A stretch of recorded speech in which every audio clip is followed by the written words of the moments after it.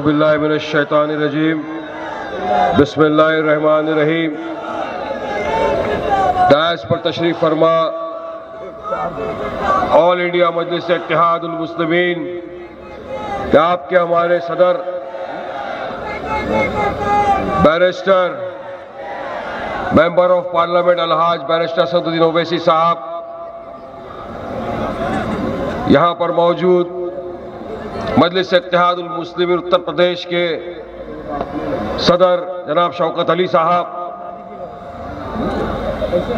हमारे spokes person जनाब सैयद असीम वकार साहब, हैदराबाद से आए एक्स मेयर और कॉरपोरेटर जनाब माजिद हुसैन साहब, पूर्व सांसद और शेर पूर्वांचल जनाब अतीक अहमद साहब के बेटे अली साहब, उनका परिवार, फैमिली और यहाँ पर मौजूद तमाम मजलिस इत्तेहादुल मुस्लिमीन के जिम्मेदारान, मेरे दोस्त, मेरे बुजुर्ग, मेरे भाइयों और मेरी माँ बहनें। उत्तर प्रदेश में चुनाव आया है, पूरे देश की नजर लगी हुई है इस चुनाव के ऊपर। चुनाव को महीना 2 महीना सिर्फ बचा है, मगर चुनाव की सरगर्मियां सब तरफ फैली हुई है। जिस तरह से मुख्तलिफ पार्टियां इस मर्तबा भी चुनाव में हिस्सा लेगी, आपकी अपनी जमात, आपकी अपनी पार्टी मजलिस इत्तेहादुल मुस्लिमीन भी पूरी तरह से जोरों खोश से उत्तर प्रदेश की चुनाव में हिस्सा लेगी इस मर्तबा इंशाअल्लाह। हमारी लड़ाई तो किसी एक से नहीं है, हमारी लड़ाई एक तरफ बीजेपी से है, दूसरी तरफ समाजवादी पार्टी, बीएसपी, कांग्रेस, अन्य दल सबके साथ में है। जब उत्तर प्रदेश में चुनाव लड़ने का फैसला किया था, तभी से सोचा था, 7 साल से हर वक्त यही मेहनत की जा रही है शौकत साहब के जरिए कि हमको इंसाफ मिले, हमको हिस्सेदारी मिले पॉलिटिक्स में। और जब आए लड़ने, हमने ऐलान किया था कि हम मकसद ये है कि हमको भाजपा को हराना है और योगी को इस मर्तबा उत्तर प्रदेश का मुख्यमंत्री बनने नहीं देना है। कुछ भी हो जाए, नहीं देना है ना बनने योगी को इस मर्तबा, हराना है ना बीजेपी को, अपने को। हाँ, हमने कहा था जो भी चाहता है भाजपा को हराए, आए हमारे पार्टी के सदर बैरिस्टर असदुद्दीन ओवैसी साहब के कांधे से कांधा मिलाए, लड़े, हराए बीजेपी। अगर नहीं आना है, आपकी मर्जी, किसी के पास कटोरा लेके नहीं जाएंगे, आइए हमको लीजिए साथ में, नहीं, वो दिन चले गए। अब बराबरी की बात होगी, एक कुर्सी पर आप बैठेंगे, एक कुर्सी पर हम बैठेंगे, हिस्सेदारी की बात करेंगे। लड़ाई उत्तर प्रदेश में 7 बरस से आप देख रहे हो कि क्या तांडव चल रहा है। 5 बरस से मोदी राज आपने देखा है, किस तरह से सरकार तो एंटी मुस्लिम है, हमेशा से हम कहते हैं, और ये बीजेपी सरकार कभी सुधरने वाली भी सरकार नहीं है। हर रीत से आपके सामने नीति आयोग का रिपोर्ट आया है अभी। रिपोर्ट ये दर्शाता है कि हिंदुस्तान के 3 जो स्टेट्स है, जो सबसे पुअरेस्ट ऑफ पुअरेस्ट में आते हैं, गरीबी की जो सबसे ज्यादा जहां पर है, वो एक बिहार है, झारखंड है और तीसरा आपका अपना उत्तर प्रदेश। तो क्यों यहां पुअर है, क्यों गरीबी है, क्यों विकास नहीं किया? तो पता चला, लोगों ने पता चला है कि यहां पर विकास के नाम पर सिर्फ एक ही काम हुआ है, नामकरण। योगी जी ने सिर्फ नाम बदले हैं, आप जगहों के नाम। अरे जगहों के नाम बदलने से क्या युवाओं का मुकद्दर बदल जाएगा? वो युवा उत्तर प्रदेश का हजारों की संख्या में नहीं, लाखों की संख्या में आज बेरोजगार हो गया है। क्या जगहों के नाम बदलने से उसको रोजगार मिल जाएगा? क्या जगहों के नाम बदलने से, जो कोरोना के सेकेंड वेव में हमने देखा कि किस तरह से गंगा की घाट पर लाशें तैर रही थी, और जब वो लाशें बाहर आ गई, उसको कुत्ते नोच नोच के खा रहे थे, जिसका जिम्मेदार कोई और नहीं, सिर्फ नरेंद्र मोदी और उत्तर प्रदेश का चीफ मिनिस्टर या योगी जी। इनकी जवाबदारी थी उनको बचाना। तो क्या नामकरण करने से वो जो जाने चले गई, क्या वो वापस आ जाए? क्या उनके घर वालों को वो परिवारजन वापस मिल जाएंगे जिन्होंने अपनी जानें खो दी? नहीं। और विकास क्या किया है योगी जी ने? और एक विकास किया है, ठोक डालूंगा वाली पॉलिसी। ठोक डालूंगा वाली पॉलिसी का नतीजा यह आया है कि आज भी मिनिस्ट्री ऑफ होम अफेयर्स का ये डाटा है, मैं नहीं बोलता हूं, नहीं तो बोलेंगे वारिस पठान बोल रहा है, उत्तर प्रदेश में हाईएस्ट क्राइम रेट हो गया है। उत्तर प्रदेश में सिर्फ एक बरस में 2020 से अगर 21 का आप अगर आंकड़ा देख लेंगे भाईजान, उसमें 15 लोगों को पुलिस कस्टडी में मार दिया गया, हत्याएं हुई है। 450 लोगों को जेल कस्टडी में मार दिया गया है। पूरी तरह से ह्यूमन राइट्स का अगर वायलेशन कहीं हुआ है तो सिर्फ और सिर्फ उत्तर प्रदेश के अंदर हुआ है, आपके यहां हुआ है। ये पूरा ह्यूमन राइट वायलेशन है। क्योंकि आप देखिए किस तरह से अभी बीच में हाल में कानपुरी के यहां पे मैंने देख रहा था कि किस तरह एक बच्चे को उठा के लेके गए थे पुलिस कस्टडी में, उसको मार दिया गया।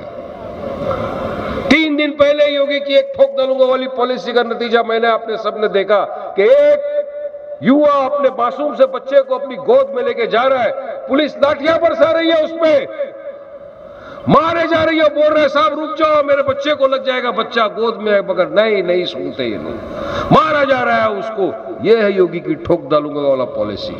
ये विकास, मासूम बच्चों को जेलों में डाल दिया जा रहा है, किसी पे यूएपी लगा दिया जा रहा है, इस तरह से यूएपी इस्तेमाल किया जा रहा है। शादी में कार्ड बांट रहे, तेरे पे भी, तेरे पे भी, तेरे पे भी, सब पे लगाए।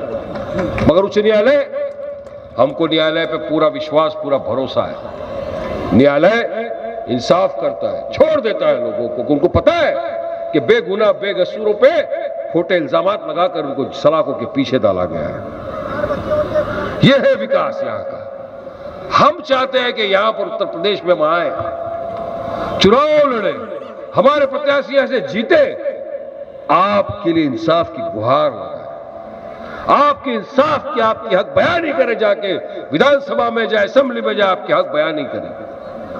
यही जमात का मैसेज है पूरे हिंदुस्तान में। और यही मैसेज लेकर तो आपके हमारे कायद जनाब बैरिस्टर असदुद्दीन ओवैसी साहब हैदराबाद से निकले, तेलंगाना से निकले, देश के मुख्तलिफ इलाकों में गए, विभिन्न इलाकों के अंदर गए, सब तरफ, कि जिस तरह हमने तेलंगाना में विकास किया है, जो स्कूल का एजुकेशन हम तेलंगाना में देते हैं बच्चों को, जैसे इंटर कॉलेज हमने तेलंगाना में बनाई है, जैसे अस्पताल हमने तेलंगाना में बनाए हैं, जो रास्ते, जो मंजिल हम तेलंगाना में बनाते हैं, हमको वो पूरे देश के युवाओं को, खास तौर से मुसलमानों को और पिछड़ा हुआ वर्ग दलित है उसको देना है। ये इरादा, ये नियत लेकर आपके बीच आए। बोले सोचिए ना, सोचिए, आप भी इंसान है, मैं भी इंसान हूं, सोचते तो हम सब लोग हैं ना, कि एक शख्स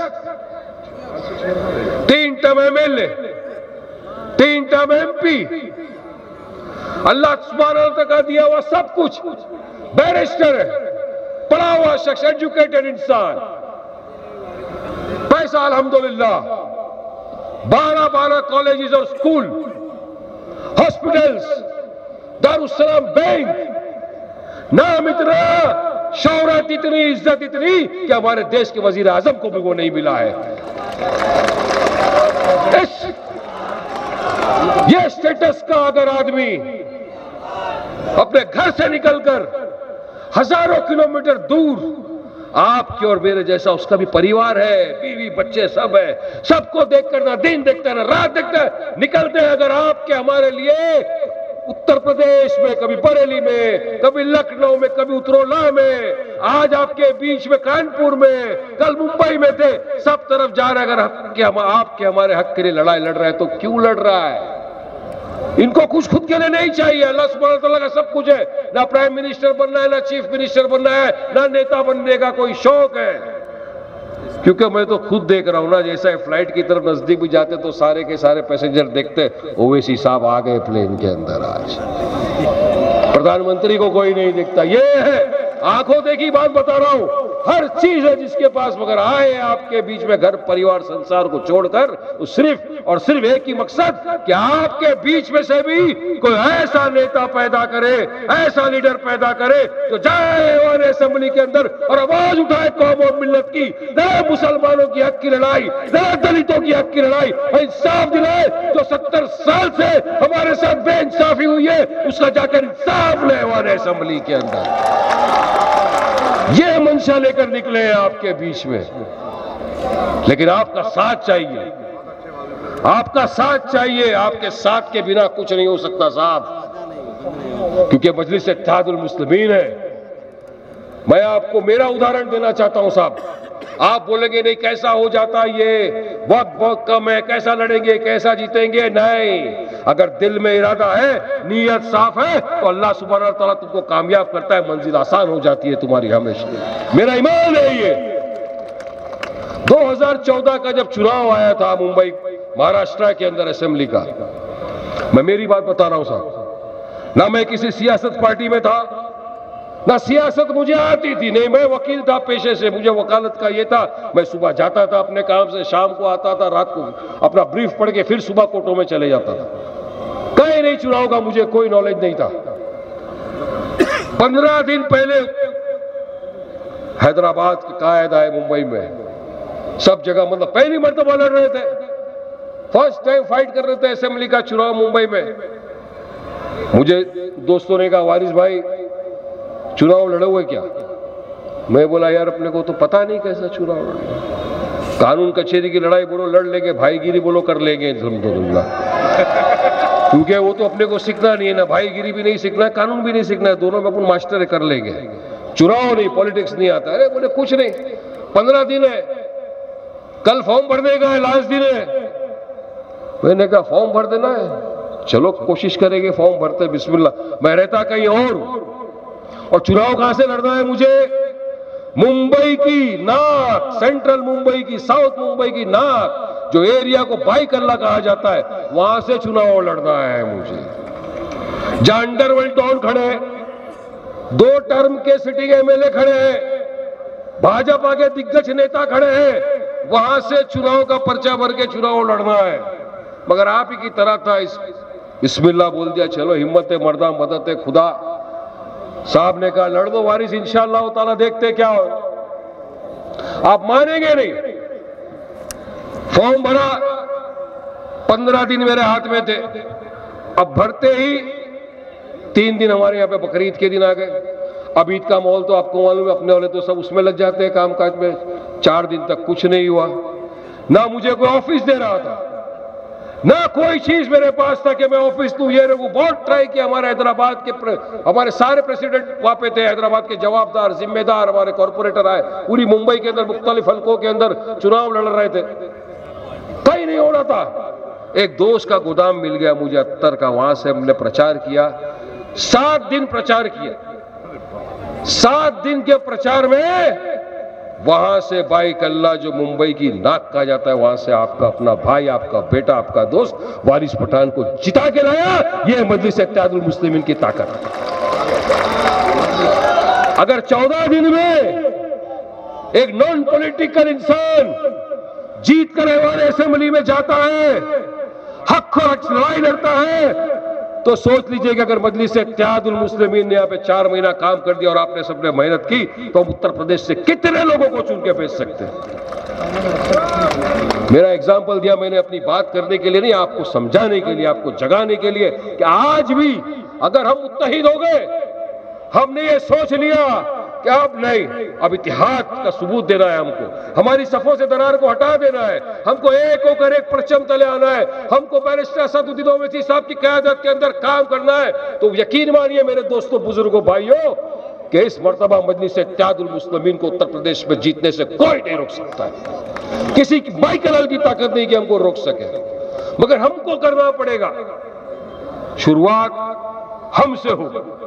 अगर हम इस पे देंगे, उस पे देंगे, वो करेगा, ये नहीं होगा। हमको आगे बढ़ना है। जो भी प्रत्याशी जमात दे के इसके साथ लगना है, तो याद रखो अमीर जनाब जमात ने जो कह दिया, लब्बैक करो, उसका साथ दो, उसको आगे बढ़ाओ, उसको जिता के लाने की जवाबदारी लो। हम 20% है उत्तर प्रदेश में। अगर हम 20% वाले 7% वाले को वोट देकर सीएम और डिप्टी सीएम बना सकते हैं, तो अगर 20% ने सोच लिया कि हमको हमारी क़यादत, हमको लीडरशिप तैयार करना है, तो क्या हम उत्तर प्रदेश की राजनीति का पूरा रुख चेंज नहीं कर सकते? बना सकते हैं या नहीं डिप्टी सीएम हम भी हमारे अंदर से, हम भी लीडर खड़े कर सकते हैं। हमारे 7% वाले को हमने बनाया ना। आज मैं आपसे पूछता हूं, आप बोलोगे नहीं ये जवाब मेरे पास। यादवों का नेता है, जाटों का नेता है, दलित समाज का नेता है, राजभरों का नेता है। मैं पूछता हूं मेरे मुसलमान भाइयों, दोस्तों, बुजुर्गों, मेरी मां बहनों, क्या आपके पास कोई उत्तर प्रदेश में आपका नेता है क्या? कोई आपकी अपनी जमात कोई थी क्या अब तक? आज आपके पास आपकी अपनी जमात भी है और आपके पास आपका अपना सदर भी है कि आप छाती ठोक के बोल रहे हो कि मेरा सदर है बैरिस्टर असदुद्दीन ओवैसी और मेरी जमात है मजलिस इत्तेहादुल मुस्लिमीन। हक बयानी करती है, हमारे अधिकार के लिए लड़ती है, हमारा हक हमको चाहिए।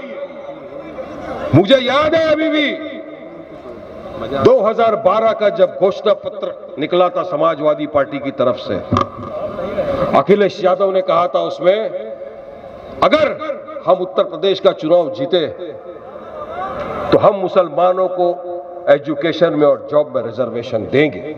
है घोषणा पत्र मिटते नहीं, सब स्टोर रहता है, सब कुछ है, दिखा सकता। दिया क्या आपको रिजर्वेशन? कभी किसी ना मिला है ना मिलेगा। लेकिन अगर मजलिस इत्तेहादुल मुस्लिमीन के प्रत्याशी जीत के आते तो इंशाअल्लाह हमारी लड़ाई लड़ते रहेंगे, हम फाइट करते रहेंगे, आपके हक के लिए लड़ते रहेंगे, आपके रिजर्वेशन के लिए लड़ते रहेंगे, आपके आने वाले बच्चों को अच्छा एजुकेशन मिले उसके लिए लड़ाई लड़ते रहेंगे। आप 70 साल चले गए, 75 साल हो गए, बहुत हो गया। अब ये गुलामी की जंजीर तोड़ो मेरे भाइयों, दोस्तों, बुजुर्गों, बहुत गुलामी कर ली। अब अपनी क़यादत बनाओ, अपने आप को मजबूत करो, लीडरशिप तैयार करो। वरना देख लो मेरे भाइयों, बुजुर्गों, दोस्तों, कि आज देश के जो हालात है आप तमाम के सामने हैं। आप तो सियासतदार हो, पॉलिटिक्स के अंदर उत्तर प्रदेश का एक बच्चा माहिर है। मैं नॉन पॉलिटिकल आदमी था लेकिन मैं पॉलिटिशियन बन गया। आप तो पॉलिटिशियन हो, आप अगर थोड़ा मेहनत कर दिए तो आप कहां से कहां पहुंच सकते हैं। जमात के साथ चलो मेरे यारों, दोस्तों, बुजुर्गों। आज हालात खराब है देश में। कहीं पर मैं अभी पढ़ रहा था बैठे बैठे, यहां पर तो ये भी आ रहा है अब रस्तों पे नमाज अदा नहीं करने की इजाजत मिलेगी। नमाज नहीं पढ़ सकेगा रस्ते में, कहां पर है? क्यों भाई? हम तो 3 मिनट होता है, 3 मिनट से ज्यादा तो नहीं पढ़ते ना। कोई तो सिर्फ सलाम फिराया कि उठ के निकला सीधा बाहर। कुछ लोग हैं जो बैठते दुआ मांगते, क्या हुआ 3 मिनट में? हम तो किसी के रिलीजियस के अंदर बोलते ही नहीं, हम तो संविधान को मानते हैं, हम तो हिंदुस्तान के सेकुलरिज्म प्लुरलिज्म की दुहाई देते हैं, गंगा जमुना तहजीबी की हम सबको सभ्यता देते हैं, सबको समझाते हैं, बताते हैं। फिर क्यों इस तरह का हमारे साथ भेदभाव? ये कुछ नहीं, ये सांप्रदायिक तनाव फैला करने के लिए हो रहा है। भाजपा अपने तमाम मुद्दों से फेल हो चुकी है, कोई मुद्दे नहीं बचे इनके पास, याद रखो मेरे दोस्तों, बुजुर्गों, साथियों। इसलिए इस तरह का ये मुद्दा फैलाकर, क्योंकि आज तक 200 से 350 आ गए, राम राम के नाम पर आ गए, अब आ गए कृष्णा कृष्णा के नाम पर वोट मांगने आ गए अभी। मगर इनकी मंसूबों को कामयाब नहीं होने देना है हम। अब डेवलपमेंट की भी बात करेंगे, एजुकेशन की भी बात करेंगे, अपने हक की भी बात करेंगे। ये हट गए अपने पूरे के पूरे एजेंडा से, कोई एजेंडा नहीं बचा। लोग गालियां दे रहे, अरे लोग सवाल कर रहे, जब टीवी में बैठता हूं सवाल होता शुरू हो जाता है। अरे कभी तो एक बात करिए, पेट्रोल का भाव कब कम होगा? बताओ, डीजल का भाव कब कम होगा? गैस का भाव कब कम होगा? इनके पास जवाब नहीं है। हम जवाब तलब करना चाहते हैं सरकार से कि बताइए, हाथरस का जिम्मेदार कौन था? क्यों हाथरस हुआ? जवाब नहीं है। हम लखीमपुर पे सवाल करते हैं, बताइए कि किस तरह से आज भी तुम्हारा मंत्री टेनी उसका बेटा थार गाड़ी लेके चला गया और जहां पर हमारा किसान भाई पीसफुल प्रोटेस्ट कर रहा था उनको उड़ा दिया। और आज तो बैलिस्टिक एक्सपर्ट का रिपोर्ट भी है जो दर्शाता है कि जो बंदूक से गोली निकली टेनी के बेटे की बंदूक की गोली थी। तो फिर क्यों तुम तुम्हारे मंत्री को बचा रहे हो? ये सवाल है हमारे उनसे, मगर उनके पास इन सवालों के जवाब नहीं। आप जवाब नहीं है तो आ गए इनके मंत्री, ये तो झांकी है, काशी मतरा बाकी है। अरे शर्म करो मंत्री जी, शर्म करो। संविधान की शपथ लेके मंत्री बने, संविधान की बात, संविधान को एकदम से क्रॉस कर।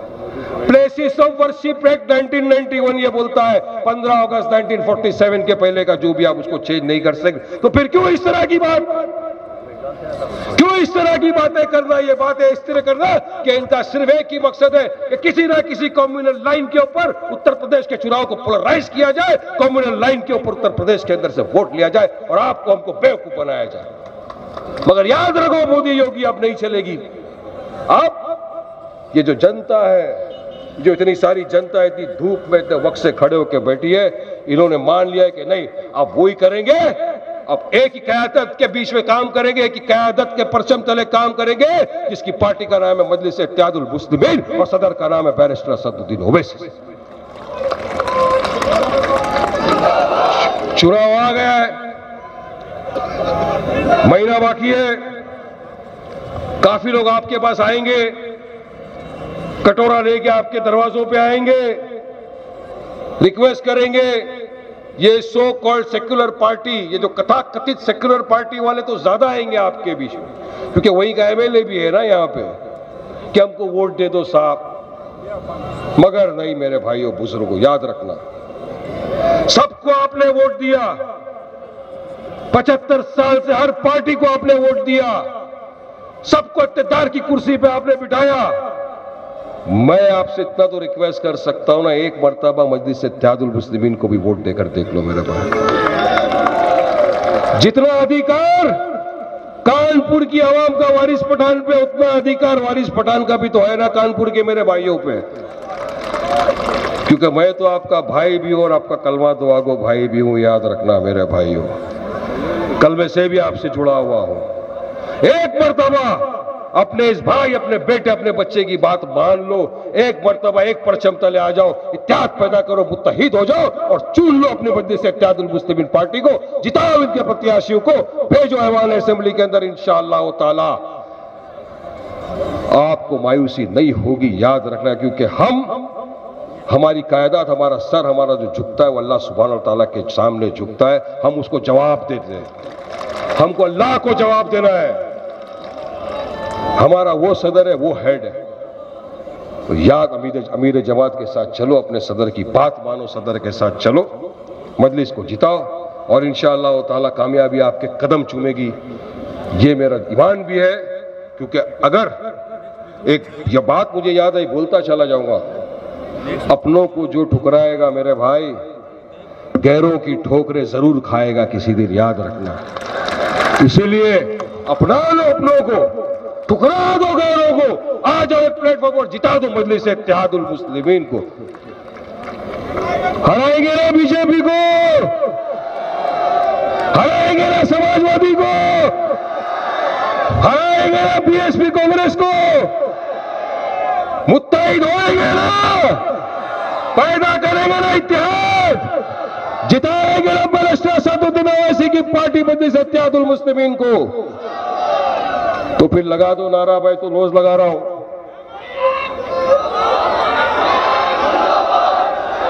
हिंदुस्तान हिंदुस्तान, मजलिस इत्तेहादुल मुस्लिमीन, बैरिस्टर असदुद्दीन ओवैसी जिंदाबाद जिंदाबाद। बहुत बहुत शुक्रिया। अस्सलाम।